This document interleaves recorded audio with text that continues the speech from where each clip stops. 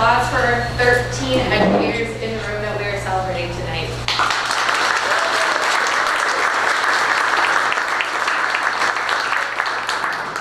We want to say a couple thank yous. We'll say a couple at the beginning and a couple at the end. All of our nominees and our winners, you will be getting in the mail some wonderful gift cards out to Texas Roadhouse. They sought us out last year when they saw a Post Bulletin article on the great work that all of our educators do, and they do have special programs for educators to support your classrooms and your students to help achieve classroom achievement goals. So I will be sending those out to all of you, so look for those. I'll send them to your schools.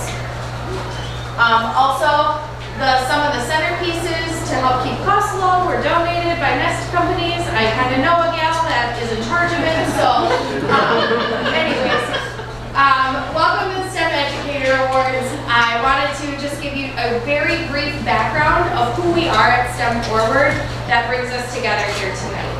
So at STEM Forward, we are a collaboration of all of these wonderful partners across Southeast Minnesota.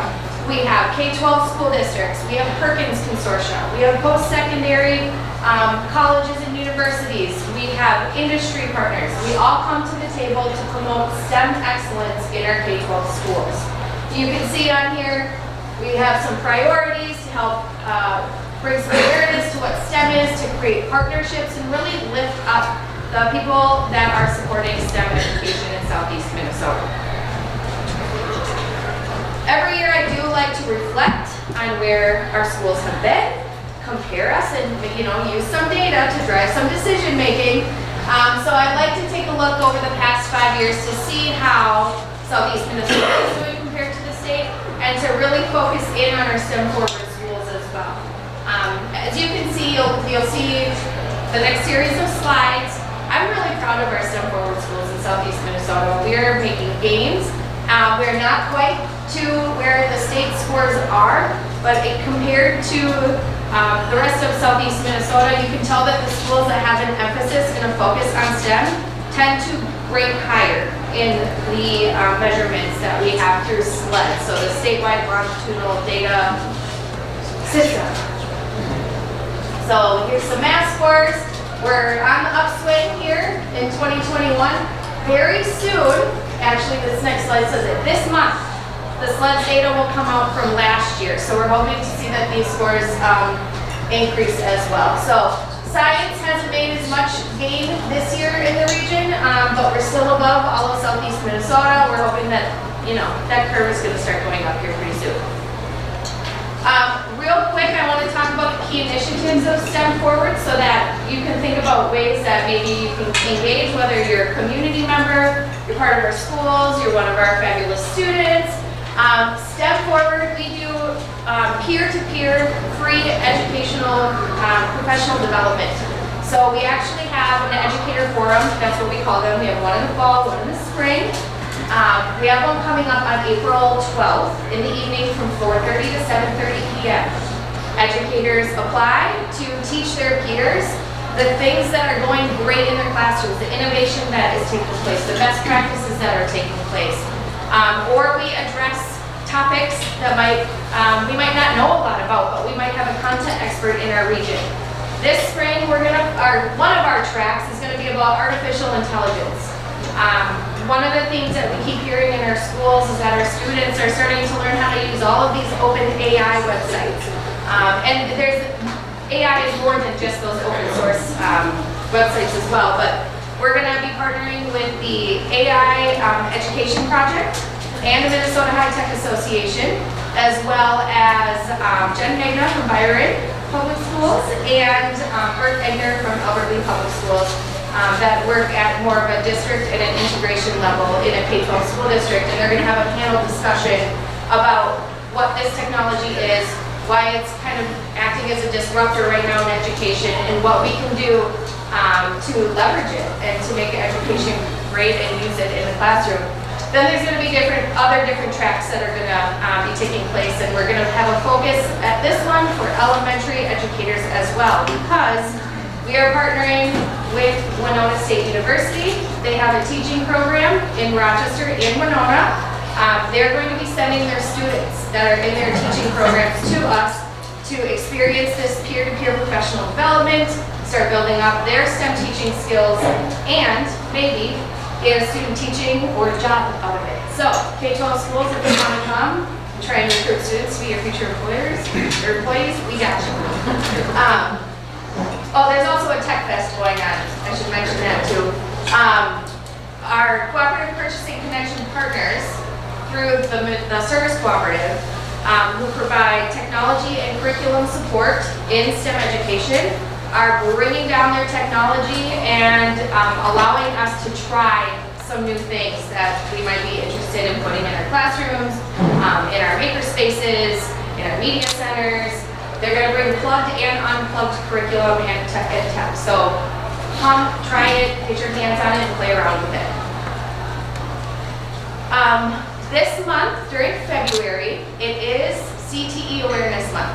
In the STEM Forward newsletter that went out, Southeast Service Cooperative and our partners helped to build the I Am CTE campaign, which provided social media and poster resources, both print and electronic, that you can edit the picture and what you highlight in your schools to expose students and parents to what CTE looks like.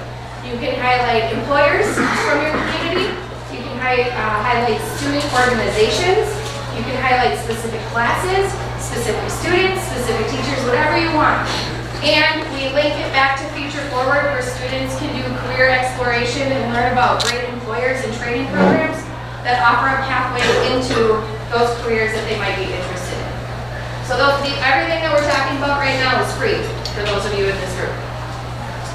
And next up, we are doing a STEM Signing Day event. We started this a couple years ago, and it's been piloting, and we've been iterating, we've been building on it. Just like we celebrate students going into colleges and universities for sports, we're going to do that. We're going to celebrate students who are going into STEM careers or STEM training pathways. In 2021, we piloted with 71 students. Last year, we piloted with 124 students. This year, KTTC heard about it and they want to blow it up. So, any schools who are interested in doing it, we can talk about the process, but it's fairly, I say fairly simple because I'm not the one that has to do it. We have a survey that we ask our students to fill out, and you can choose which students, if you want seniors to do it, or all high schoolers, or whomever, that asks them questions, a piped set of questions. What are your intentions? Do you plan to go to college, military, apprenticeship, career, undecided? From there, it tracks 5 or 6 questions. The last 2 questions ask them about what motivates them, so that STEM Forward and our partners can better understand where to meet students. How do they like to get this information, and how should we update what we're doing to meet them where they're at? From there, we send the information back to the schools, we get them certificates, and then we plan the day of events. So if you want more information, I'd be happy to get you pulled into the conversation. These are just some examples of those questions if you wanted to see some data from last year's survey. So I would say these 2 are my favorite questions here. How do you prefer to learn about career and college options? Experience. I've seen a lot of our schools really put an emphasis on that these past couple of years. They're getting their kids in there, they're hands-on, whether it's in the classroom or they're taking students out into the community. And then the other question is, what are the top 3 influences that have had the greatest impact on your choice? Experience, peer guardian, peers. Peers is one that hasn't typically bubbled up to the top 3 in the past, so I thought that was absolutely interesting. So we're going to see if these trends continue as more and more students come into the data. And I also just wanted to give a public thank you and congratulations to 2 of our committee members, Dr. Jim Greenlee from Mayo Clinic and David Peter from IBM, who have been with STEM Forward since pretty much its inception when it was the Rochester Area Math Science Partnership 30 years ago. They both retired in the past year, so can we just give them a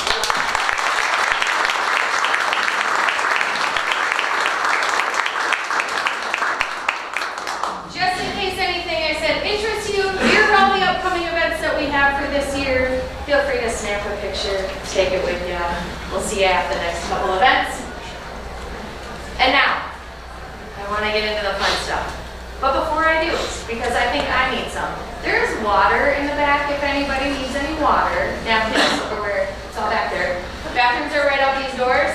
And yeah, we'll get on with the show. So, what we're going to do is we're going to introduce, I'm going to call up the person who nominated the nominees for the award. And they're going to give a little introduction on that person. And I will bring over their framed certificate. We'll present you with the award. We will take pictures at the end of the event, so that way we can have some STEM forward stations up, and that way we have some picture-worthy opportunities for you to take photos with your loved ones, your colleagues, etc., etc. So stay up here, we'll give you a round of applause, and then I'll come back up and announce the next person. So our first nominee today is Bon Clayton Jr. from Rochester Public Schools. He is not able to attend today, but I was able to talk to his nominator yesterday, Juan. He is a newcomer teacher at Riverside Elementary School in Rochester, and he works with a Vietnamese population of students. And Juan has known him for many years. Her first experience with him was the mother of a student who was receiving his expertise and services, and she said he is the kindest, nicest human being and is making a very positive impact on these children's lives. And some of the things that stand out to her now that she is actually in the school district and gets to work with him is she's very impressed with how he takes the students out into nature. They go on field trips. He's really hands-on with these students, and these students really gravitate towards him and really love him. So can we give a round of applause to Bob?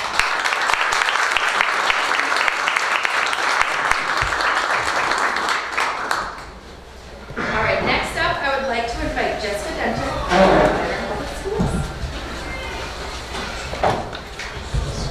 Thanks, my big loud voice as well. I'm here to recognize some of our Byron Middle School teachers who were nominated. Our design studio teachers were nominated by Principal Swanson. He said that Jeremiah, Katie, and Marcus, these three teachers have worked together to create a middle school experience like no other. In his 25 years of working with middle school students, Principal Swanson says, I could only dream of providing these types of learning experiences. These three teachers collaborate together with their STEM classes focused on a business and marketing emphasis, science technology emphasis, and then Jeremiah teaches our industrial technology class. And they use a design thinking process to create products such as beautifully engraved cutting boards, the nice beautiful porch signs that you can personalize and custom order, coffee mugs, socks with Byron swag, you name it. They then use the funds that are purchased to donate back to the community. So they bring in stakeholders from throughout the community. They determine which fundraising campaign they'd like to donate that money to. And these are 8th graders planning, preparing, and committed to that process. So we would like to commend these three teachers for that endeavor.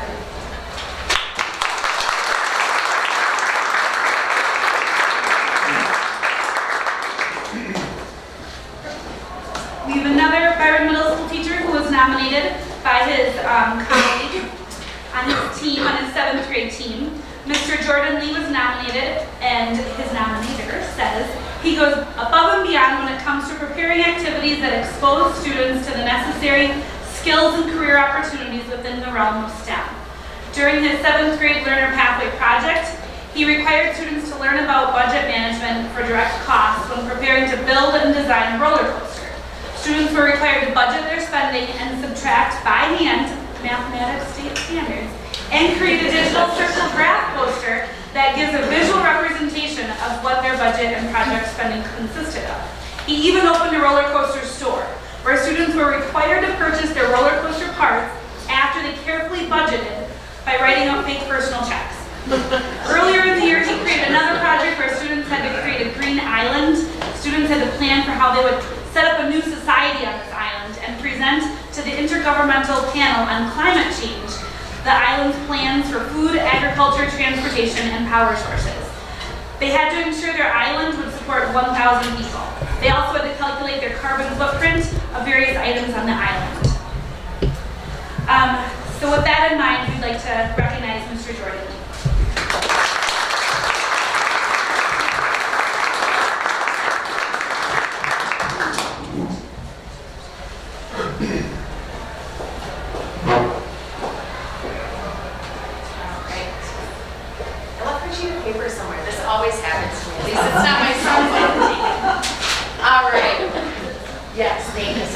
Okay, all right, next up, we have Aaron Schumacher from, let's see, Zerona Mazeppa here to talk about Stephanie.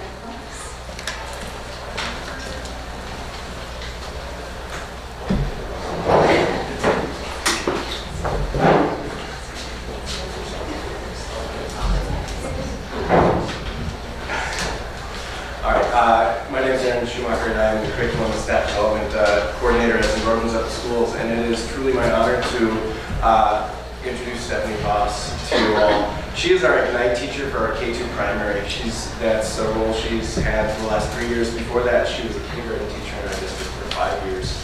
And I'll explain what Ignite is in just a second, but just last school year, at the beginning of the school year, teachers in the K-2 building and the principal were itching for more STEM. And so at the time, Stephanie was teaching a social skills class really focused on teamwork and helping students identify their emotions and work with each other and work through emotions. But Mrs. Ahern, principal, went to Stephanie and asked her if she would be able to incorporate more STEM instruction within her curriculum. And according to Mrs. Ahern, she made the transition with ease and grace. She pivoted and created what we now call Ignite. In her Ignite class, students are taught about the engineering design process and frequently engage in that process through engineering challenges. Students use creation cards and limited materials to challenge their brain to complete challenges. Through these challenges, students are being encouraged daily to think critically and to utilize brainstorming methods to independently problem solve. Many challenges also incorporate aspects of collaboration and cooperation as students work in small groups or with partners in order to accomplish the task. Mrs. Foss continues to adjust and fine-tune her Ignite curriculum to fit the needs of her learners while also expanding their confidence in the capabilities and their STEM skills. It is clear to me and to her colleagues and to her principal that Stephanie Foss is highly deserving of the recognition of this organization and beyond. And we just like to thank her for all of her work.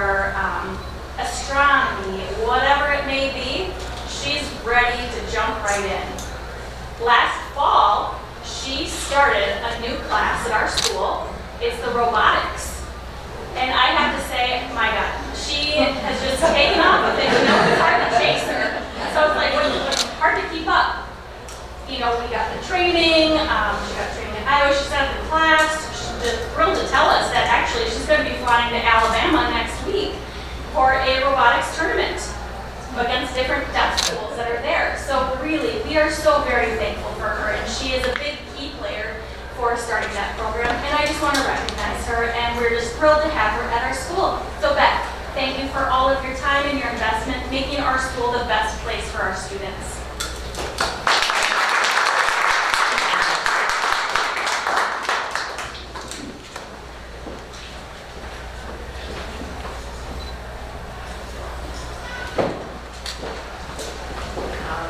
Next up, we have Educator of Austin. So in Austin, I have the privilege of being principal of two buildings, Ellis Middle School and I.J. Holden Intermediate School. It's a STEM school, a STEAM school. And from the day it was built in 2013 to present, that's been our focus. So when challenged with this idea of choosing one teacher to represent all of us, here are the things I had to think about. I had to think about an educator who can do it all. But I also had to think about an educator who could use multiple means and multiple tools and maintain high rigor, okay? Because it isn't just about doing fun and cool things, it's also about achieving standards and maintaining high rigor. So Lisa Lage has been at our school almost since the beginning, right? And has done multiple things. She's also our varsity softball coach. And I think that is something that is awesome too for someone to be well-rounded.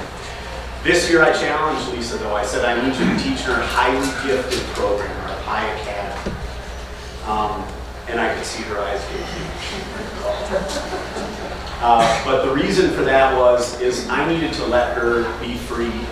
I needed to let her use all of the gifts that she has for students who need to learn in a different way. And most of us, if you know any of the research on highly gifted students, they aren't always the easiest students to teach. As a matter of fact, the exact opposite is the truth, right? So I needed someone who could bring a wide variety of skills into that program and enhance everything that these young people were able to do. And that is why I chose Lisa Lage. Another reason is you've got to be able to educate educators. One of the things that we hang our hat on at I.J. Holden is our STEAM learning that we do 1 hour a day, 1 hour a week, every week, all year round. So on Fridays, they have one period a day where every student chooses a STEAM activity that they go to that is designed by the teachers and the students. And they do things like making quilts, they do things like robotics, they do things like building bridges of noodles. And I'm going to tell you what, we have 0 discipline issues. We have high rigor in learning. And we have no student issues at all. And we have high teacher engagement. The staff development for that unit has been evolving over the last 3 years. And Lisa has been a leader in training our educators to provide that STEAM learning for our students. So those are the things that I really look at is, are you educating the educators? Are you a leader in the building? And are you willing to step up to those hard challenges? And I'm going to tell you what, if there's someone who has stepped way up, that is Lisa Lage. Lisa, come on.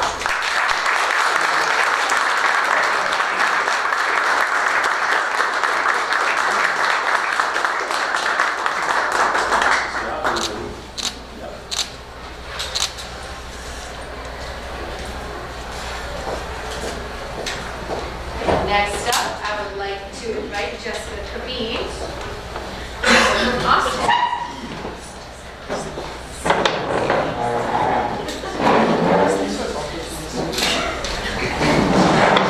Before I start, I want to just thank Clara Stanley for letting me speak about her mom. We had to fight about it at the kids' table, but gracious that she let me have this chance to talk so highly about her mom and now embarrass her.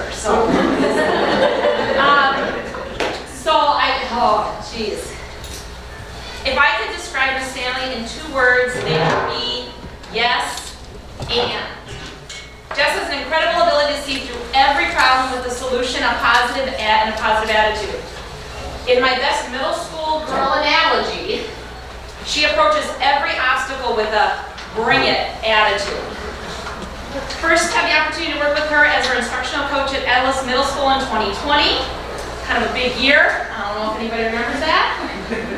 She supported staff and students alike in navigating the ups and downs, and dare I say that darn P of pivoting through everything that we had during that pandemic with a high level of professionalism and grace.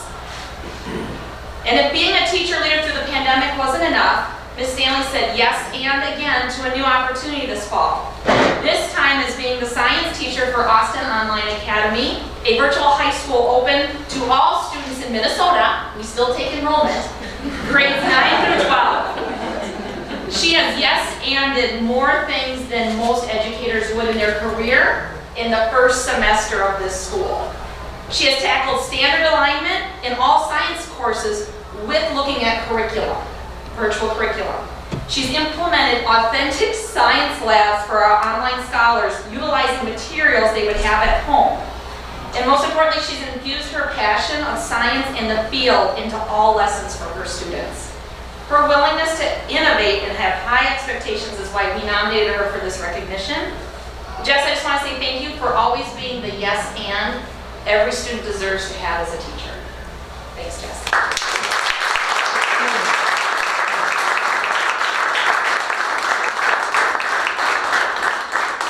She's also known in our school as the better Jess. She brings up the Jess curve.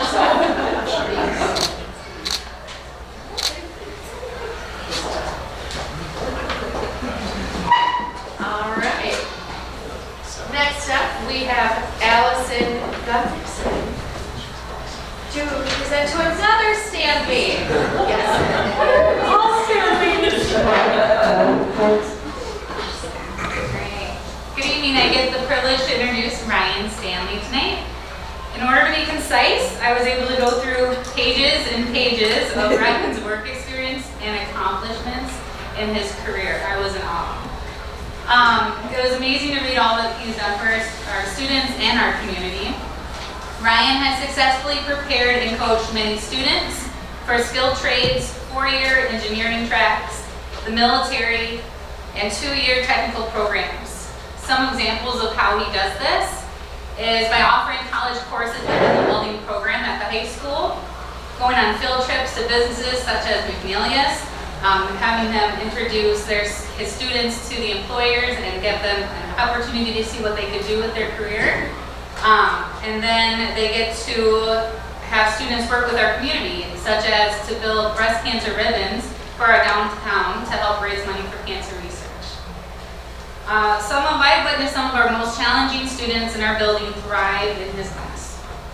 He brings his best self to work every day, and that results in bringing the best out of his kids.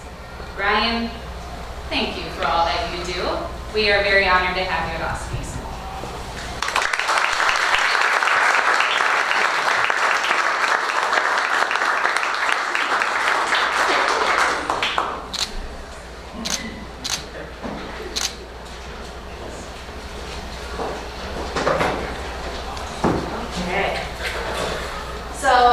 Next up, we are celebrating Gregory Sullivan. He is nominated to not be here tonight, so she did send in a nice little video for us to watch. Hi, my name is Shelley Tom. I nominated Mr. Greg Sullivan from ISD 761. He's a chemistry teacher. He also taught general science. The reason I nominated him is because of his way of teaching. He teaches, he reteaches, and then before the test, he'll teach again. He gives them the opportunity 3 times to be able to learn the material. He also does a ton of labs, which is hands-on work. So the paperwork pairs with the hands-on. It helps the kids learn tremendously. Anyway, we are so lucky to have him as an educator. He's had 30+ years of teaching, and his demeanor in the classroom is so calm. And he's so good with the kids, especially kids that are in individual education plans. Anyway, thank you for the opportunity to share my experience working with an awesome teacher. Thank you. All right, round of applause.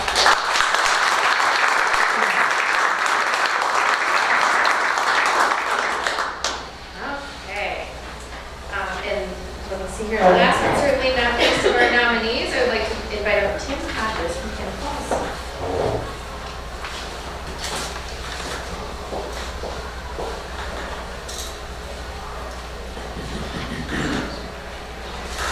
Good evening, I'm Tim Hodges. I'm the principal at Cannon Falls High School. It was my pleasure to recommend Mrs. Amanda Thompson for the STEM award. I think, I don't know, how long ago was it? 8, 9 years ago? Somewhere around in there. About this time of year when we were doing our master scheduling, I went to Amanda and said, hey, you know, I know you teach biology and AP biology, but how about you teach a 6th grade STEM class for me?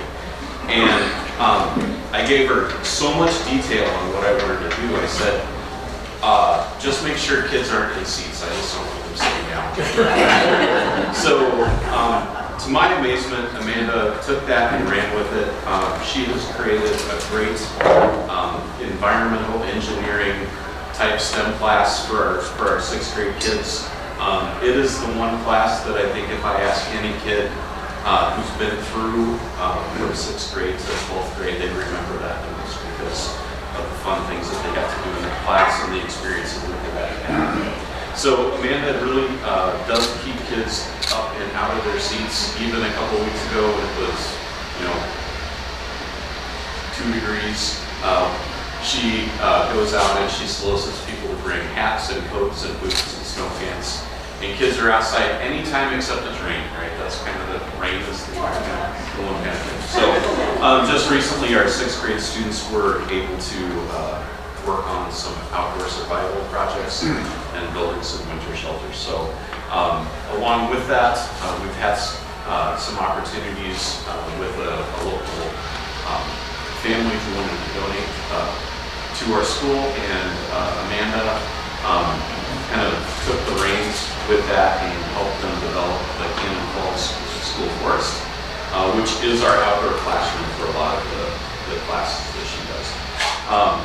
If you can imagine the cognitive dissonance of teaching an AP biology class 1 hour and then teaching 6th graders the next hour, that's what she deals with on a daily basis. So it's my pleasure to recommend this Thompson.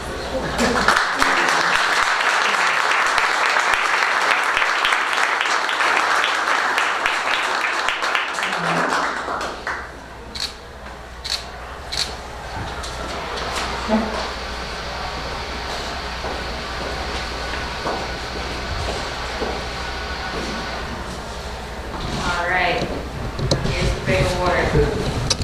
So I would like to invite Malia Schroeder up here from Byron Public Schools to talk about Jacob Finley, and then we're going to hear from the award winner about what makes his classroom so great.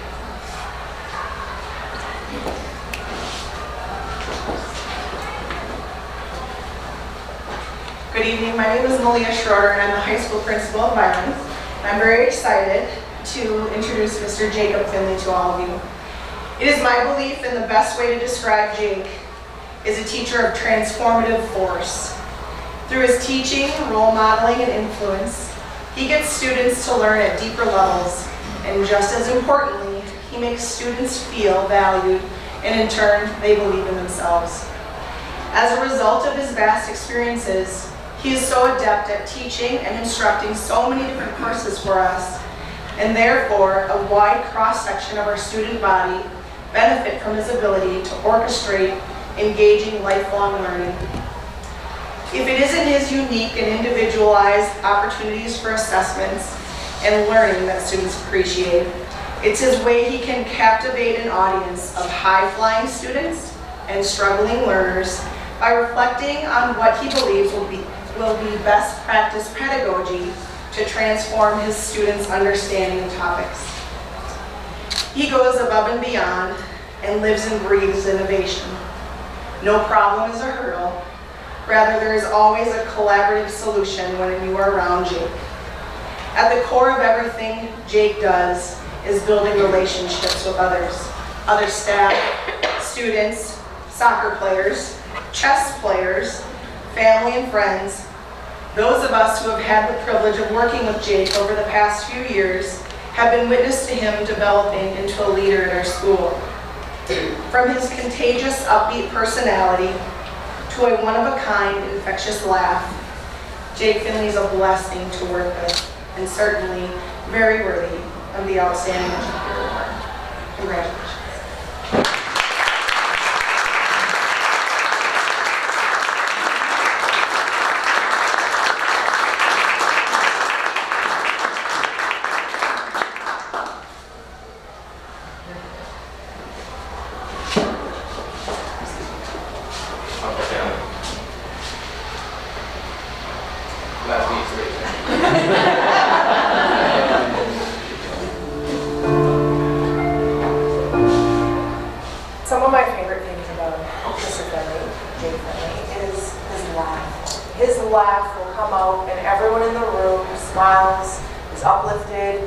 reminded that we are so lucky to be doing what we do every day. Because every day we get an opportunity to work with kids. He just looks for ways to engage kids at a level that is above and beyond what you might see day to day. And we're just lucky to have him because he shares those ideas with other educators. He inspires other people to do those things. You see the wide spectrum of his abilities that he is able to teach, and that makes him a very great teacher. Yes, Mr. Finley is deserving of the award, again, because not only his energy, but also how he interacts with the students and the projects and materials he's developed kind of along the way. He's really brought in real-world learning to the classroom, which is invaluable to the kids to have that opportunity. All teachers at Byron High School care for students, but Mr. Finley is a really caring teacher and truly wants to help people and his students. So I was talking with him, not really knowing what I wanted to do next year, and like I'm always kind of good at math and stuff. So he's like, "Well," I'm like, so then I took the class and I really fell in love with it. So that's one of the things good. My next step is to apply my knowledge from this class and pursue a degree in civil engineering. Mr. Finley, you are the most deserving of this award. Not only do you push the kids, you also push myself as well, and I look forward to continuing to work with you. Jake, from everyone at Byron High School, we are beyond proud of you. We couldn't be happier to see what you do day in and day out, how you inspire kids and inspire all of us to give our very best. We love you, and we're so happy. Congratulations.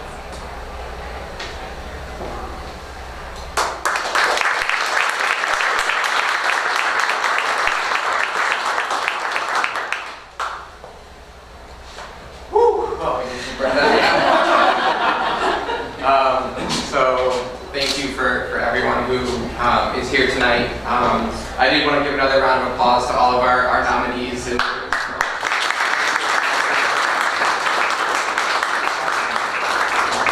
I'm extremely honored and humbled in a room full of wonderful people and educators to have been nominated, let alone to win, which is very humbling.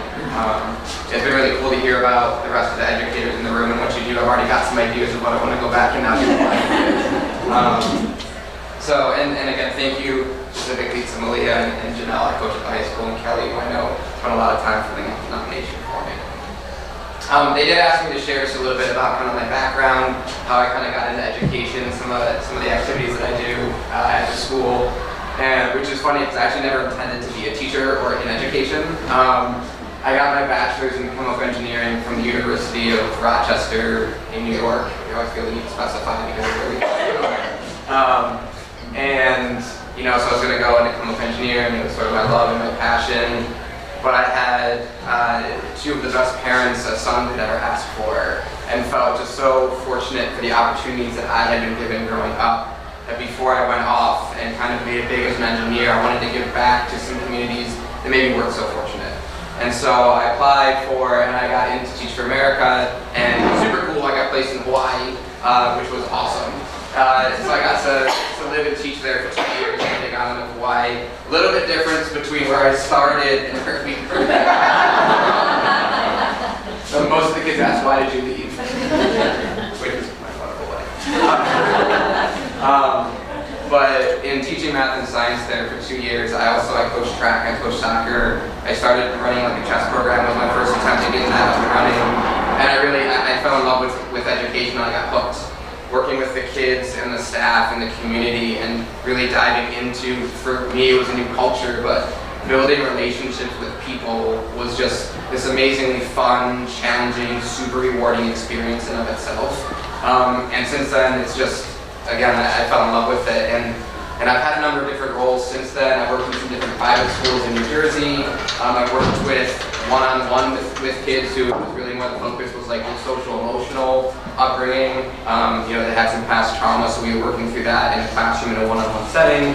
I've worked at and been a vice principal at a different private school where academic rigor was the focus, that was the push. And now I found a home here at Byron. And I think with wearing those number of different hats and those number of different experiences, it's kind of helped me morph into what some of these like driving forces are in my own teaching practice.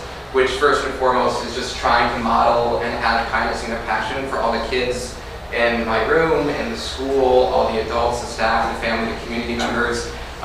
It's like day one, the first thing I say to all my kids is like, I have one rule, and it's kindness. You will be nice and kind to everyone in this room. You don't have to always be the best of friends, but like kindness is the biggest thing that I stress to my kids.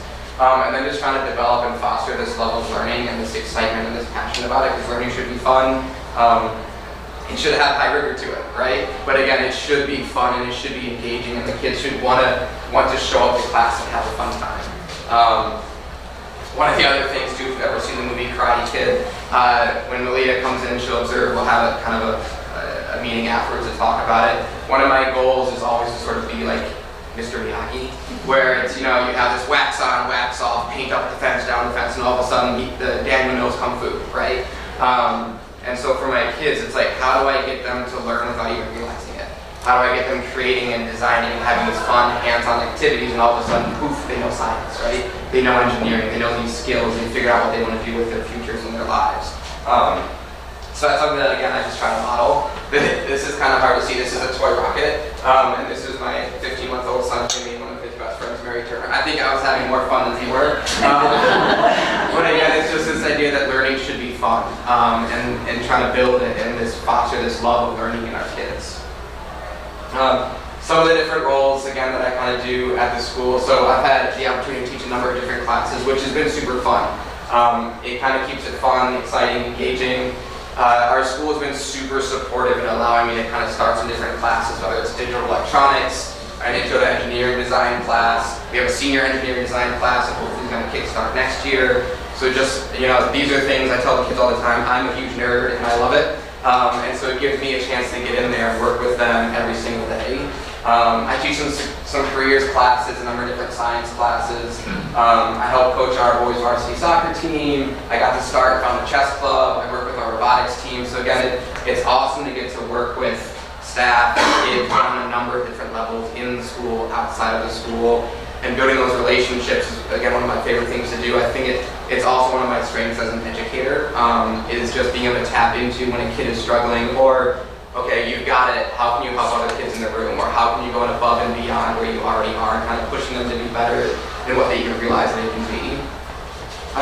Some of the different committees that I'm on to at the bottom, one of my favorite ones that I started last year, I think teachers see me coming now, they're like, oh God, here comes Finley, what's he going to ask me to do now? But I was able to start a think tank committee, and so, it's just the culture of our school. Teachers hopped on board right away. But we kind of look at grant writing and how do we create sort of, okay, what are the needs, not just in STEM and science, but in history, and any different subject matter across the school. What is it that you guys need and want? How can we get it for you? Building community connections, you know, with robotics alone, we've got electrical engineers that work with them as mentors, mechanical engineers, there's people who are awesome at programming and coding, and so I get to learn from them while I'm there learning with the kids from these awesome mentors who have years and years of experience, and I get to learn from them firsthand, which is super fun. But this was something that we meet and we kind of get creative in how can we build these cross-collaborative ideas. And again, what are the needs of our building? How can we make it happen? And again, teachers go right into it, which again, I think just speaks to the type of culture and environment we have at our school. Chess club is, I think we're almost making chess cool again, which is, we had started to get it up and running, and then the pandemic hit. And then this is where I was left trying, you know, it was like playing chess at home with my dog. But then once we kind of got back and running, it slowly built to now where we're not only just going and competing against other schools in the area, we're hosting chess tournaments at our high school. We have our own internal chess tournament going on at the high school right now. We're on to round 3. I'm still in it, which is awesome. I haven't got to beat it. But it's really cool seeing, again, the kids get to, outside of school, participate. This just happens to be chess, but again, it's working with them in a different capacity besides in the classroom, which is super fun. Again, robotics has been really cool. Troy is another teacher at our high school here, and he helps out a lot with robotics too. But it's cool to see, again, you've got build team, drive team, the programming team, the electrical team, again, a number of different areas that kids can dive into. And I mean, so Connor, who's in the left, the yellow shirt up there on the left, he took my digital electronics class and was like a second teacher in the room, which was, again, super exciting and fun. I just helped fill out a letter of application. He's applying to MIT. Hopefully he goes and gets in, because again, they talk about a platform where he could just shine and grow and have these tools and resources that we're hoping to get at our school, but again, we don't have just yet. And this is actually Troy's son, Zach. So again, just getting to work with the kids, it's just awesome. Some of the different stuff that I've done over the years, like Marble Launcher Battleship we did for physics, which again, we're learning about projectile motion and acceleration and velocity and all these things. I think what stands out to me most about some of these activities, because some of them work super well and others crash and burn, and we learn from it and we make it better the next time. But Lauren, one of the seniors, so second half of senior year, senioritis has kicked in hard, and she came in that day and was like, I've been waiting for this all day. That has stuck with me, like since that activity. Even if it went really well, but even if it hadn't, it would have been totally worth it just for her excitement and wanting to be there and wanting to dig into the activity. You know, they had to do some measurements, but then all the calculations were on them. They had to choose a square, they had to figure out how it was going to hit, what force it was going to launch with. It was part of our assessment, actually, is they had to be able to basically say, here's where this is going to land, and place a little marker there, and that was how I assessed them on it. You could do it or you couldn't. And so just kind of one of the fun activities. For conceptual physics, you know, whether it's slingshots, or the students actually built this, they built and designed different types of slingshots themselves. Riley thankfully was looking both ways across the street, so we were not launching it on coming from there. But again, dealing with different types of energy and forces, doing bottle rockets out in the parking lot when we were looking at gas laws. This was when we were doing like vector addition, and there was some reteaching after this, because they were supposed to figure out where in the building, based on a set of GPS coordinates, where they should end up. And one student ended up in the office, which wasn't really close to where he was supposed to be. But again, like the smiles on their faces was just awesome. And it was cool to talk with them, hey, why did you end up where you did? Maybe where should you have been, right? But again, like going through that learning process and having them figure it out afterwards was just super fun.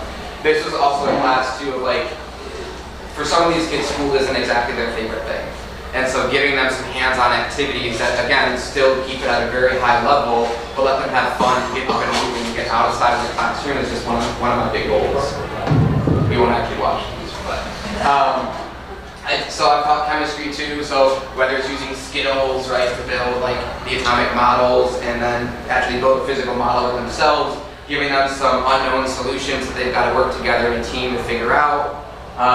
My post-high school planning class, which looks at for all juniors, like what they want to do beyond high school, whether it's the military, whether it's a 2-year track, 4-year track for college, whether it's straight into the trades. We do a lot of team building activities. This was our no hands cup stacking challenge. They had string rubber bands and they had to compete against other teams in the room to see who get the tallest structure and tower. And then we talk about afterwards, like, what are some of those soft skills that you are demonstrating on your team that you need long term?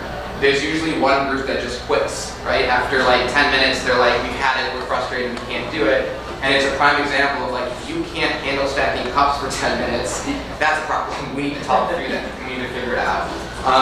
We do some speed interviewing, so we kind of make it like speed dating, like you see in the movies, and so they rotate from group to group and they have to prepare answers to interview questions. And then they get the chance to be both the boss, where they're asking the questions, they're interviewing, and they're also on the flip side of that. Janelle just came up with a great idea that we're looking at bringing other industry members in to actually, then they have to now meet with an adult and go through that process, which talk about, again, ramping it up to the next level. This is for digital electronics and basic electricity. We do a ton of breadboarding, soldering. One of my favorite activities was, the lady got to run after my kids as they were going around the building.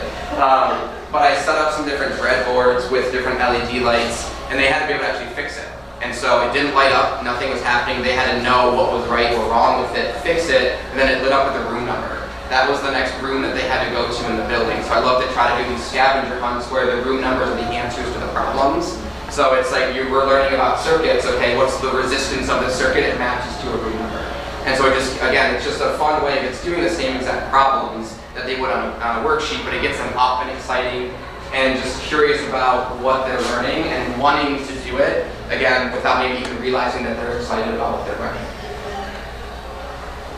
My engineering class is one of my favorite classes. This is maybe my favorite activity we've done so far. So something again that I try to get out of my kids is serving others first. And so what we ended up doing was they secretly went to other staff in the building and found out a teacher that they loved, what are some interests that they have, and they physically modeled a Christmas ornament for them. They made it, they got to hand deliver it, they wrote little notes that's like Christmas, like Merry Christmas type of thing. We made a little Christmas tree out of it in the staff office, but the excitement that the teachers got from it, let alone the students of getting to give a gift to someone else in the building, was made one of my favorite things that we've done yet, just because again, it's like putting out that kindness into the world while still they've got to model and make it, they've got to go through that whole process and figure out how to do it, which is just really cool to see. Some of the stuff that we have now, which again is just like the support of our entire school, our staff. So when I came in a few years ago, we had one 3D printer, we're up to 9 now, which is super cool. So we've gotten some grants. We've got some different funding through the school. We've got a bunch of different desktop monitors that kids can hook up to when they're modeling. It's just a lot easier on a big screen. We've been able to get a bunch of different laptops. We can download it. We're not operating off a browser anymore, so it works a little bit better. We've got coming soon too, which I'm like super excited for. It's like every day's like Christmas and you keep getting new stuff. But we've got like a laser engraver, plasma cutters, some new laptops, some different 3D printers, a Haas mill. Some of the stuff that we were able to make last year. Oh, it's not gonna play its color. So this is the laser engraver that's showing like making some coasters. That again, the idea behind it was one, just a cool kind of project to make, but that is actually working with our shop teacher to get them coated, to get them cut, the sizing of all of the wood and the pieces, and then selling it off to our community members and hopefully bringing in more money to then get more materials and supplies to keep the program up and running.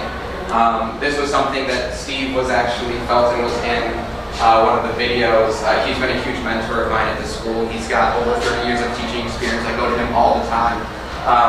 And so I got to make this for him. He's a big chemistry guy. So again, it's just how can we be doing things for other people? And so I really enjoyed making that for him. And kind of where my dream is to have us launch into, and we're still working and growing it, I think, but is to have this, once we have this technology, we kind of build and make anything ourselves, and to bring in our community members and say, hey, what do you need from us? You know, I had a parent reach out that they've got a really old bike and, you know, the bike pedal broke. We could 3D print that, we could make it for you. And so that's one kind of small example, but it's bringing in, you know, we've got coding classes, we've got finance, art, engineering, and tying all these different pieces together and building a program that can sustain itself, so that way long term, because the materials aren't cheap, right? So we've got to try to build a system that maintains itself, but also again, tying in kids working directly with our community members, because again, it makes it real for them, which again is kind of, I think, the ultimate goal. So kind of just a final couple remarks. Again, I have the most incredible support system that somebody could ask for. Between my parents, again, they put in, I don't even know how they did it, right? But they provided me every possible opportunity with also being the most kind, supportive, wonderful people you could ever imagine. So, you know, where do I like to think I got that from? It's definitely from them. You know, I have my older brother and sister, again, I like to pick on them, I'm the baby. But they have been the best role models that a younger brother could ever ask for. They're both in education as well. My sister's actually like a school psychologist. My brother works at Syracuse University in the admissions program, and so it's this idea that, again, I think we got directly from our parents, which is serving others first is very important. And it's, I think, a driving force in all of our lives, and I think it tells based on the careers that we have. Pat and Maureen are my wife's parents, but they're like a second set of parents to me. They're two of the most, again, intelligent, kind people that I've ever met. And I know that I wouldn't be where I am today without any of them. The most important person in my life, so last but certainly not least, would be my amazing wife. So the above picture is when we went on a 3-day backpacking trip in Hawaii, which I wasn't sure we were going to make it back from. Talking about testing a relationship, go for that and you'll find out if it lasts or not. But I could not do what I do without you. every day I come home and say, hey, there's a new activity or a new sport team or club or committee that I've joined. Hey, is that okay? And she is always fully on board with it. She is more than supportive. She encourages me to do those things. Even with our 15-month-old son, Jimmy, who is just running around like crazy these days. You know, she is the best adventure partner and life partner that I could ever ask for. Just a final note. So this again is a great picture of our staff, but it very much is a collective whole. Education takes a village. This award is amazing. Again, I'm so honored, but I think it speaks to again the culture and the type of school that we have at Byron. I'm constantly amazed at what our teachers and our staff do, but also just the amazing people that they are. I am constantly learning from them. I'm constantly going to people to say, hey, how would you best handle this situation or this student or this activity? And so it's not just my ideas, it's us as a collective whole working together towards the ultimate goal of hopefully having a profound impact in our kids' lives, educating them and having some fun while we're doing it. So. Go Bears. Thank you.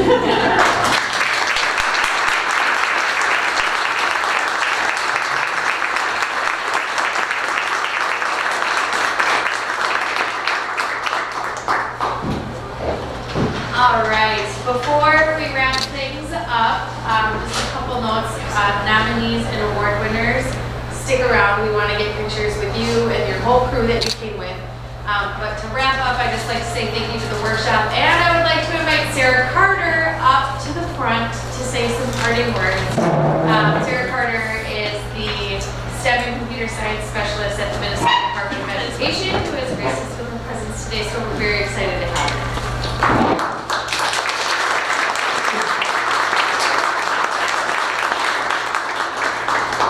It's really hard to follow all of hearing what you're doing in your classroom and hearing what all of you are doing in your classroom. Thank you so much for inviting me. I am the STEM and Computer Science Integration Specialist at the Minnesota Department of Education, and I rarely get to leave the office up in the Twin Cities. So I really appreciate the opportunity to hear about what's going on in the schools, and as a 5th and 6th grade teacher with a passion for science, you guys are my people. I feel very comfortable here. So I did want everybody to just take a second. We've heard about some amazing teachers, and remember one of your favorite teachers. Just take a second and remember one of those teachers. It may have been that teacher that made junior high bearable. It may have been that teacher that put you on your current path. It may have been your teacher that told great jokes. Just think about that teacher for a second. And if you ever have the chance, I strongly recommend, looking up that teacher and saying thank you. I think we all know teaching these days is a really difficult place to be. And so getting a chance to say thank you, having events like this where we get to recognize the amazing work that's happening are so important. I think of my 5th grade teacher, Mr. Barbaro, who was the teacher that taught me that teachers are real people. That age, if you've ever taught, girls can be a little difficult at that age. And I was part of the group of girls that would bicker every day about anything. Our biggest argument, mind you, this is the 80s, was whether Tracy Chapman, the singer, was a boy or a girl. All day we argued about this. Finally, recess comes, and Mr. Barbaro said, "That's it." And he went and he called a record store and he said, "Is Tracy Chapman a boy or a girl?" And I thought about he actually, he wanted to solve the problem. He was being a problem solver. So the argument we went on with the rest of the day. He was also a really great joke teller. It was the first science activity I remember. We made solar ovens and had to cook hot dogs. None of those hot dogs were actually cooked all the way through. But we tried and we learned. It just sticks with me all these years later. Also, he turned 40 the year that he was my teacher, which I thought was so old. Older than my parents. But I was like, oh, he has birthdays. He's a real person. That's amazing.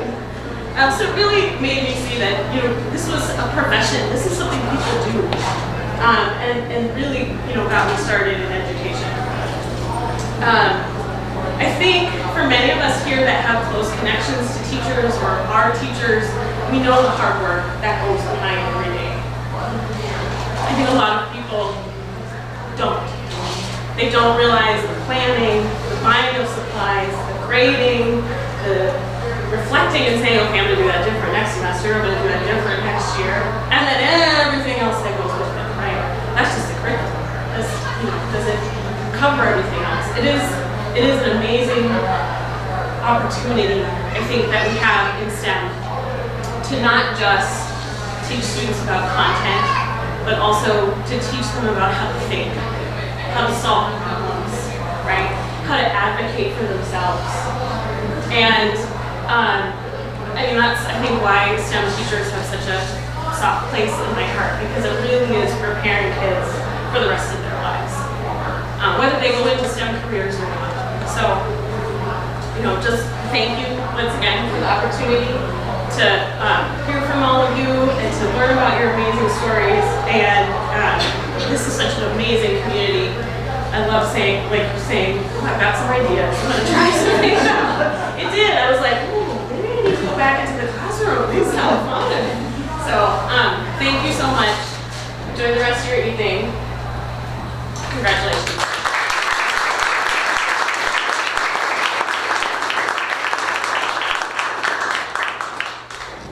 And so concludes the event. Thank you all for coming, and stick around and hang out if you want to. I hear loud music, sounds like a party out there. So have a great night, everybody.